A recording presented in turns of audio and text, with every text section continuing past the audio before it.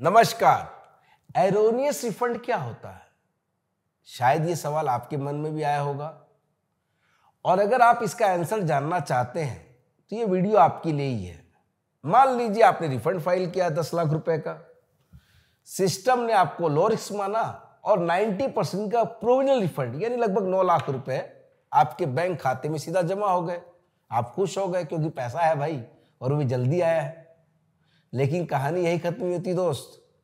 कहानी की real life अब यहां शुरू होती है, यानी अब जांच शुरू होती है। जब रिफंड ऑफिसर आपकी एप्लीकेशन की स्क्रूटनी करता है। ऑफिसर ये चेक करता है कि जिस आईटीसी पर आपने रिफंड मांगा है वो सारे के सारे एलिजिबल तो है ना।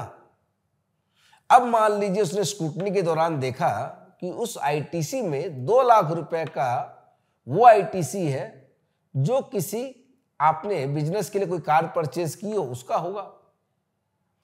भले ही वो कार बिजनेस के लिए यूज हो रही होगी, लेकिन सेक्शन 17 विदिन ब्रैकेट 5 कहता है कि मोटर व्हीकल का क्रेडिट अलाउड नहीं है, क्योंकि ये तो इनएलिजिबल आईटीसी है।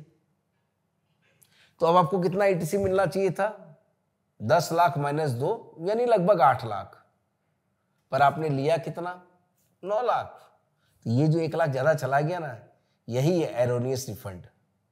अब डिपार्टमेंट क्या करेगा भाई? डिपार्टमेंट यानी ऑफिसर आपको नोटिस भेजेगा कि भाई आपने ये जो एक्सेस रिफंड लिया है भाई, जिसे एरोनियस रिफंड कह रहे हैं, भैया इसको लौटाओ। ये सिर्फ एक रिजेक्शन नोटिस होगा, सेक्शन 74 में इशू होगा। अब तो 74A आ गया है।